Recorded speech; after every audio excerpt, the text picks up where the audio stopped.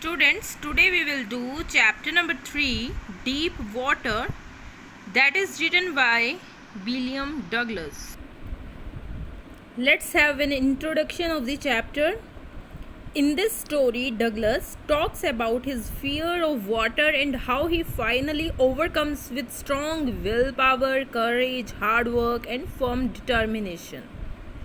इस चैप्टर में डगलस ने जो उनका वाटर से रिलेटेड फियर था उसके बारे में उन्होंने बात की है और साथ में ये बताया है कि किस तरह से उन्होंने अपने इस फियर को, अपने फोबिया को, वाटर फोबिया को अपनी स्ट्रॉन्ग विल पावर से, करेज से एंड हार्ड वर्क से और फर्म डिटर्मिनेशन के थ्रू उन्होंने ओवरकम किया. एक्चुअली जो ये चैप्टर है that is an autobiography of Douglas. उन्हीं की लाइफ से रिलेटेड एक इंसिडेंट है जो उन्होंने यहाँ पर हमारे साथ शेयर किया है. Have a look about the characters and places described in the chapter. Douglas himself, जो नरेटर हैं हमारी स्टोरी के, वो कौन है? डगलस. और जो मेन कैरेक्टर है जिसके अराउंड ये सारा इंसिडेंट हैपेंड है वो है डगलस. YMCA पूल एक प्लेस है, स्विमिंग पूल है जो कि यंग मैन्स क्रिश्चियन एसोसिएशन द्वारा रन किया जाता है. Yakima is a river and it is in US city. ये US सिटी में लोकेटेड है एक याकिमा और साथ में ही वहाँ पे जो एक रिवर है उसका नेम भी याकिमा है. So Yakima is a name of city as well as name of river. Students, now we will discuss the summary of Deep Water. इस चैप्टर में विलियम डगलस ने एक विविड डिस्क्रिप्शन प्रेजेंट किया है अपने water phobia से related and किस तरह से एक इंसिडेंट ने उनकी लाइफ को चेंज करके रख दिया. एक ऐसा इंसिडेंट जिसमें वो ऑलमोस्ट मरने वाले थे, किस तरह से उन्होंने इस इंसिडेंट से अपने आप को स्ट्रेंथन किया and how finally he overcome that fear. This is all about how the writer overcame his fear of water. Douglas अपनी मदर की एक एडवाइस रिमाइंड करते हुए बताते हैं कि उनकी मदर उनको हमेशा बोलती रहती थी कि उन्हें याकिमा रिवर से दूर रहना है, क्योंकि जो याकिमा रिवर थी that was considered a very dangerous river. ये बहुत डीप थी जिसके कारण राइटर की मदर उनको हमेशा बोलती थी कि stay away from Yakima river as it is very dangerous.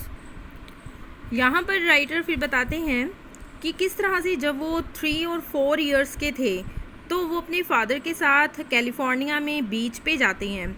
लेकिन वहाँ पर क्या होता है, जब वेव्स आती हैं तो वो उन वेव्स को सहन नहीं कर पाते और वो गिर जाते हैं और बड़ा फ्राइटेंड हो जाते हैं. बचपन से ही उनको एक फियर हो जाता है वाटर से, जबकि कोई डेंजर वाली बात नहीं थी उनके फादर उनके पास से. लेकिन फिर भी वो 3 या 4 इयर्स का रहा होगा. राइटर बोलते हैं कि मैं 3 या 4 इयर्स का था जब पापा के साथ कैलिफोर्निया बीच पे गया और वहाँ पर लहरों में मैं गिर गया और बहुत ज़्यादा डर गया. तभी से उनके मन में एक वाटर से रिलेटेड फियर क्रिएट हो जाता है. वो बहुत ज़्यादा फ्राइटेंड हो जाते हैं by the power of the waves. जब भी हमें किसी चीज़ से बहुत ज़्यादा डर लगता है तो हम उस फियर को फोबिया बोलते हैं. यहाँ पर डगलस को वाटर फोबिया है. उसके बाद जब वो 10 इयर्स या 11 इयर्स के रहे होंगे, वो कहते हैं कि उन्होंने स्विमिंग क्लासेस ज्वाइन कर ली. उन्होंने सोचा कि स्विमिंग पूल है वो सेफ़र है और वहाँ पर कुछ भी डूबने का खतरा नहीं है, इसलिए वो स्विमिंग क्लासेस ज्वाइन कर लेते हैं याकिमा रिवर YMCA पूल पे. जब डगलस स्विमिंग पूल पे पहुंचते हैं YMCA स्विमिंग पूल पर तो वो देखते हैं कि वहाँ पर कोई नहीं था, वो अकेले ही थे. और वो सोचते हैं कि अब उनको कोई देखेगा भी नहीं कि अगर उनको स्विमिंग नहीं आ रही है तो कोई उनका मजाक नहीं उड़ाएगा. वो साइड ऑफ द पूल पे बैठे होते हैं. लेकिन तभी एक बुली बॉय आता है जो उनसे काफ़ी स्ट्रॉन्ग होता है और डगलस को पानी में थ्रो कर देता है. जो डगलस है उसको स्विमिंग नहीं आती होती और वो पानी में डूबना शुरू हो जाता है.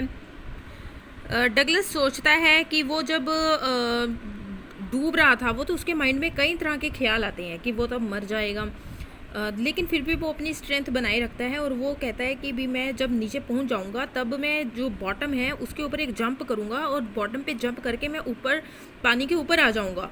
लेकिन जब वो ऐसा करते हैं तो वो ऐसा करने में एबल नहीं हो पाते और वो सोचते हैं कि now he would die, he would not live मोर।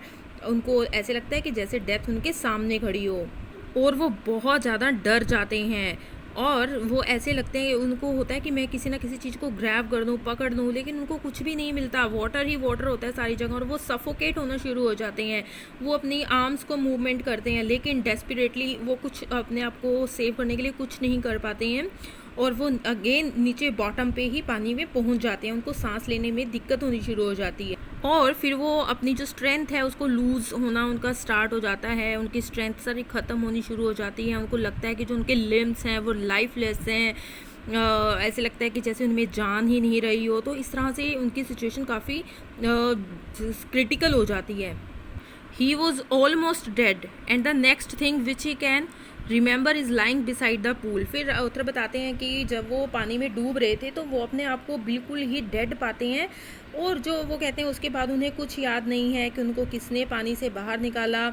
जब उनकी आँख खुलती है तो वो स्विमिंग पूल के किनारे पर पड़े होते हैं, उनको वॉमिटिंग लगी होती हैं और जो बुली बॉय था, जो बिग बॉय था, वो उसके पास ही बैठा हुआ था जिसने उसको पुश किया था पानी में और वो कहता है कि मैंने तो जस्ट तुम्हारे साथ जॉक किया था, मुझे नहीं मालूम था कि तुम्हें स्विमिंग नहीं आती है। तो इस तरह से डगलस अपना ये एक्सपीरियंस जो चाइल्डहुड में हुआ था उनके साथ वो शेयर करते हैं और बताते हैं कि किस तरह से इस फियर, वाटर फियर के कारण जो उनके बोटिंग, कैनोइंग एंड स्विमिंग के जो उनकी इच्छा थी, इसीलिए वो स्विमिंग भी सीखना चाहते थे ताकि वो फिशिंग कर सकें, कैनोइंग कर सकें, स्विमिंग कर सकें, बोटिंग कर सकें। लेकिन वाटर फियर के कारण उनके ये सारे जो शौक़ होते हैं वो दब जाते हैं कहीं ना कहीं। लेकिन डगलस जब बड़े हो जाते हैं तो वो सोचते हैं कि वो बोटिंग भी करना चाहते हैं, स्विमिंग भी करना चाहते हैं, लेकिन उसके लिए उसे स्विमिंग आनी चाहिए। तो वो क्या करते हैं, एक इंस्ट्रक्टर हायर कर लेते हैं जो उनको वेरियस टेक्निक्स सिखाते हैं कि किस तरह से वो जब वो पूल में होते हैं या इन द वाटर होते हैं तो वो किस तरह से अपनी लेग मूवमेंट कर सकता है, किस तरह से वो अपनी जो सांस है उसको एक्सेल कर सकता है, इनहेल कर सकता है, कैसे पानी में वो सांस ले सकता है। तो इस तरह से कई ट्रिक्स होती हैं जो उनका जो इंस्ट्रक्टर होता है जो उन्हें स्विमिंग सिखाता है वो सारी ट्रिक्स उसको सिखा देता है। अब डगलस को स्विमिंग आ जाती है लेकिन अब वो चाहता है कि वो श्योर होना चाहता है कि क्या उसको जो उसका टेरर था, फियर था वाटर से रिलेटेड, बचपन के जो 2 इंसिडेंट हुए थे उनके कारण जो बिल्कुल ऑलमोस्ट डेड होने की कगार पे ही था, वो कहते हैं कि क्या अभी भी है उसके अंदर वो टेरर। तो वो कई टाइप की जो बड़ी बड़ी लेक्स हैं उनमें जाता है, वहाँ पे डाइव करता है, स्वैम करता है और वो जब तक उनको डिफीट नहीं कर देता अपने फियर को तब तक वो वहाँ पर स्विमिंग करता रहता है। तो इस तरह से जब उसके साथ जो इंसिडेंट हुए थे कई साल तक तो वो पानी से दूर रहता है, लेकिन जो उसकी डिज़ायर होती है फिशिंग, स्विमिंग, तो ये जो डिज़ायर है वो टाइम के साथ स्ट्रॉन्ग होती जाती है और वो स्विमिंग करने के लिए और मोटिवेट होता जाता है और इस तरह से वो अपनी डिटर्मिनेशन के कारण, अपनी विल पावर के कारण जो उनका वाटर रिलेटेड फियर होता है उसको ओवरकेम कर लेता है। तो इस तरह से स्टूडेंट्स इस स्टोरी का जो मॉरल है वो यही है कि with our determination, with our will power we can overcome our fears. So हमें होप नहीं छोड़नी चाहिए एंड फुल स्ट्रेंथ लगा देनी चाहिए अपने फियर को ओवरकम करने के लिए। That's how the chapter completes. I hope आप सबको समझ में आया होगा, but still if you have any query you can ask me.